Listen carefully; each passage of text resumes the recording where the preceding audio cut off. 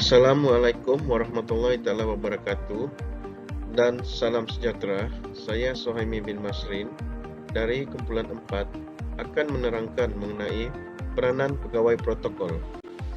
Definisi, pegawai yang ditugaskan untuk menyelaras hal ehwal pengurusan sesuatu majelis di kementerian, jabatan atau agensi. Peranan pegawai protokol, memastikan perjalanan majelis berjalan dengan lancar dengan mengambil kira elemen-elemen protokol dilaksanakan dengan sempurna. Senarai semak pegawai protokol. Yang pertama, senarai tetamu, kad jemputan, atur tiba dan balik. Keempat, buku program, teks pengacara majelis, backdrop, raptai, gimik peresmian, bilik menunggu, sinakbar, dan cendera mata. Yang pertama, senarai tetamu. Tentukan berapa jumlah kehadiran yang sesuai taraf majelis atau taraf tetamu kehormat. Buat senarai kehadiran berdasarkan keutamaan. Dapatkan senarai tetamu simpanan yang sesuai bagi memastikan majelis tidak nampak kosong, seperti pegawai dari kementerian, jabatan, pelatih, jabatan beruniform, atau murid sekolah. Kedua, kad jemputan, perkara yang wajib ada di dalam kad jemputan.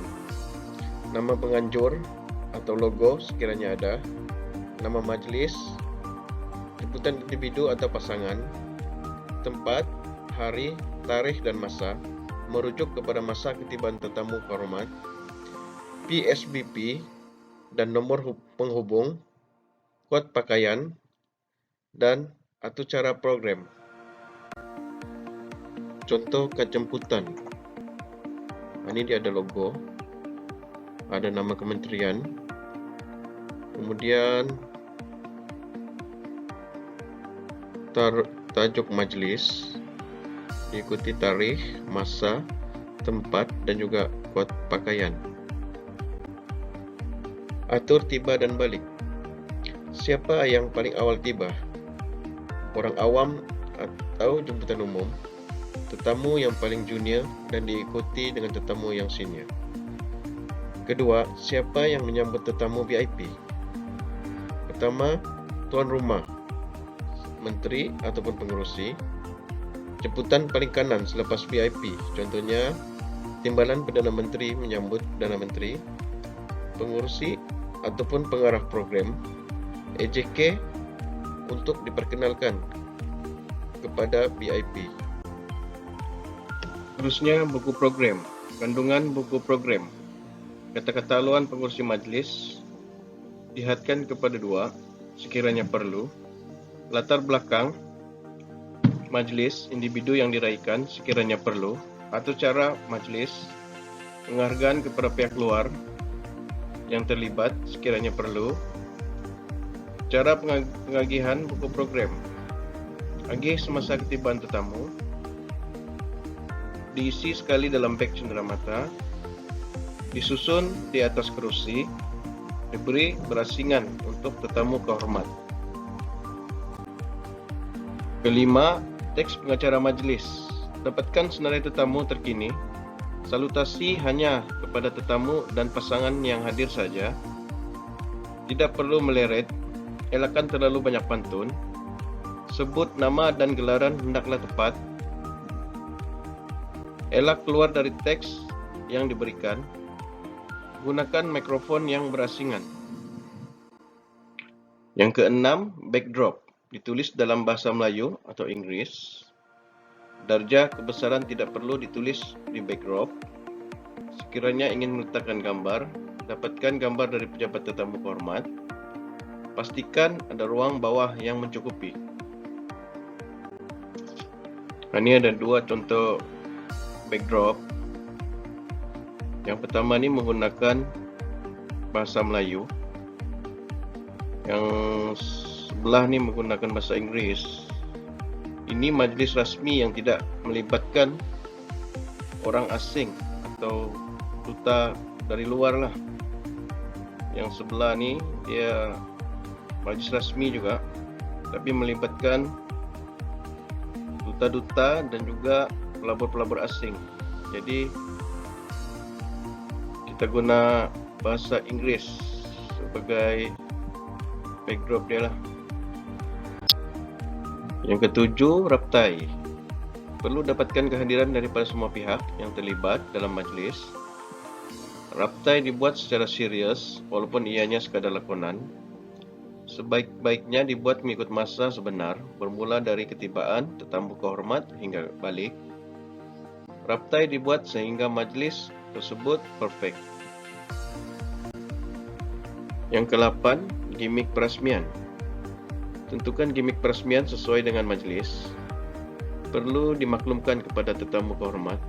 Contohnya paluan gong, pelepasan belon, pancaran laser atau bunga api.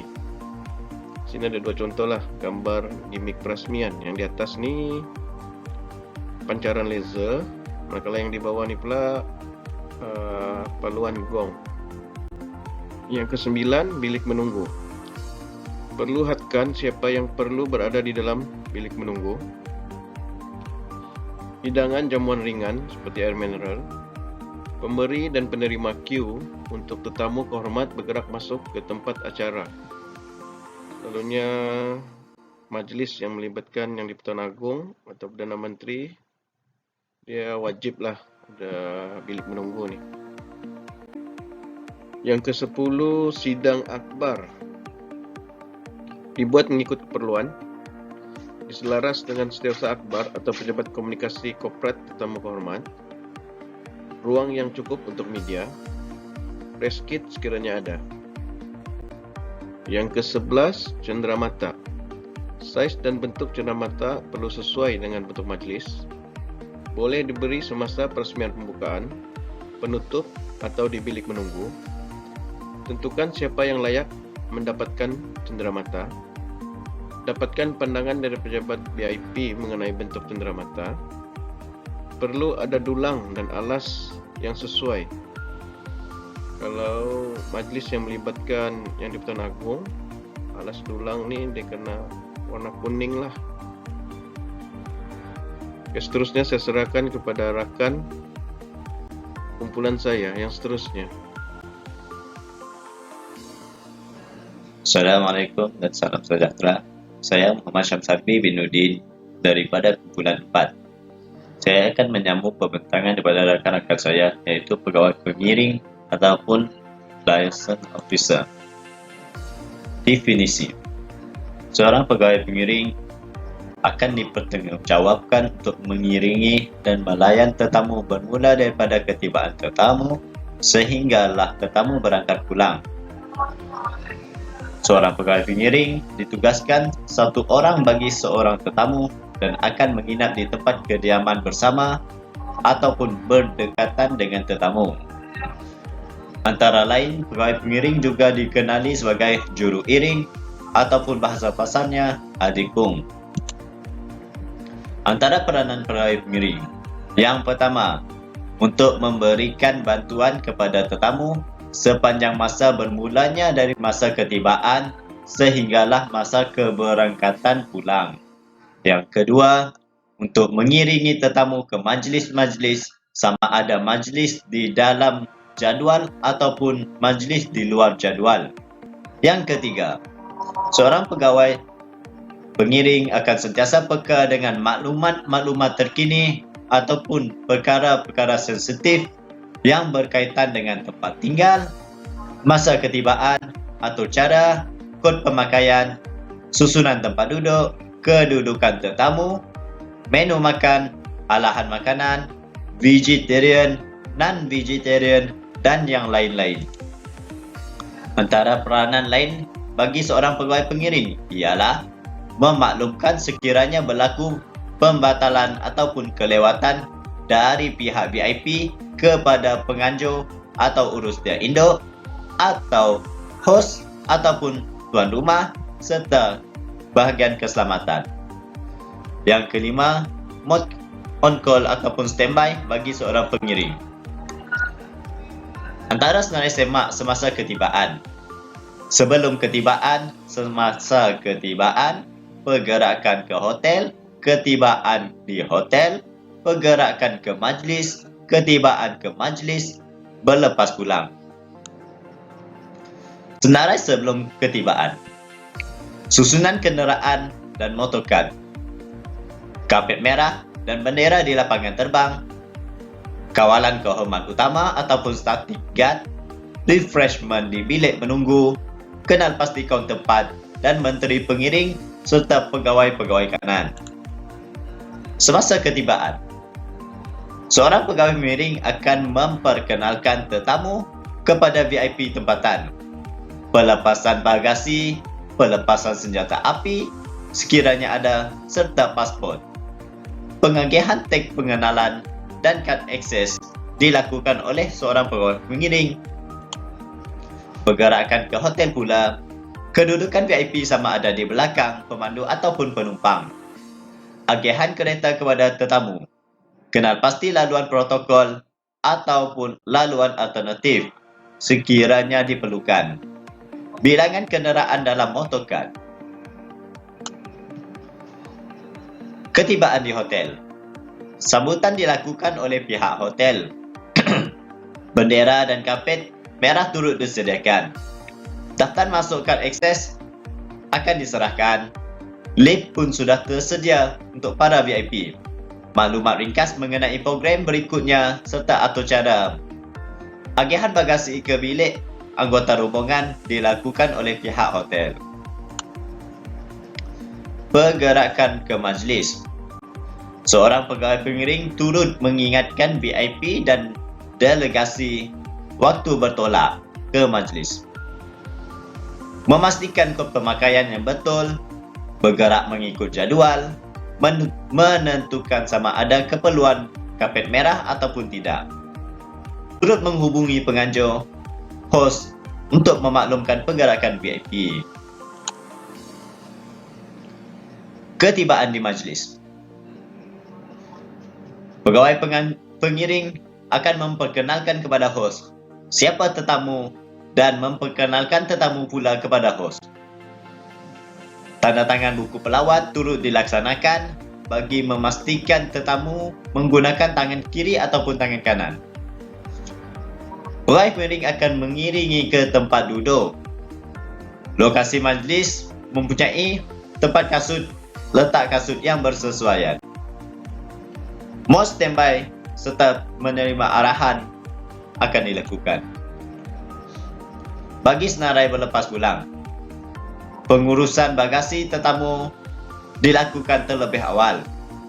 Pendaftaran masuk, pelepasan bagasi, urusan immigration akan dilakukan 2 jam lebih awal daripada ETD. Penyelesaian bil hotel, bil-bil yang berkaitan sekiranya perlu. Tidak perlu menghebahkan sekiranya menerima hadiah ataupun tips daripada pihak VIP. Laporkan kepada urus setia Indo. Sekian. Bismillahirrahmanirrahim. Assalamualaikum warahmatullahi wabarakatuh dan salam sejahtera. Nama saya Nurhaida binti Muhammad Nasir, pemegang matrik 282826. Saya akan menyambung perbincangan daripada rakan-rakan saya mengenai peranan penyambut tetamu. Isi penyambut tetamu. Seseorang yang dilantik dan diberi tugas serta bertanggungjawab untuk menunggu menyambut tetamu-tetamu yang dijemput dalam satu-satu majlis dan seterusnya menunjukkan arah dan mengiringi tetamu ke tempat duduk yang dihaskan dengan penuh sopan dan penuh hormat serta memastikan keselesaan tetamu terjaga. Tugas menyambut tetamu ini kebiasaannya diletakkan di bawah satu jawatan kuasa yang terdiri daripada sebilangan penyambut tamu yang mana jumlahnya bergantung pada berapa ramai tetamu yang perlu diuruskan. Tetamu ini boleh diklasifikasi kepada beberapa kategori, iaitu kategori kehormat dan kenamaan VVIP, golongan kenamaan VIP dan jemputan-jemputan lain. Semua peringkat tetamu ini perlu disambut mengikut tata cara dan adab-adab tertentu mengikut pangkat dan kekanan mereka dalam kehormatan, status mereka dalam masyarakat. Penyambut tetamu adalah orang yang memainkan peranan yang paling penting dalam menyambut tamu dan memastikan supaya tetamu